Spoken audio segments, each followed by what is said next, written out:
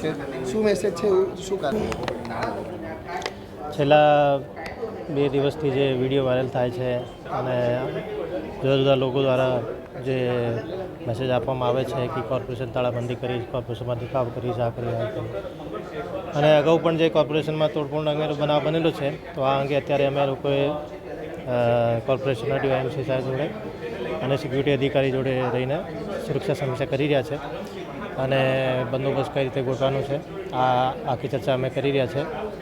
આજના જે તાળાબંધીની જે સૂચના કરવામાં આવેલી હતી, તો આને ધ્યાને લઈ અમે લોકોએ 50થી વધારે અમારો પોલીસનો સ્ટાફ ત્યાં ગોઠવવામાં આવેલું છે અને કોઈ પણ રીતે સરકારી મિલકતને નુકસાન ના થાય એનું ધ્યાન રાખવામાં આવ્યું છે.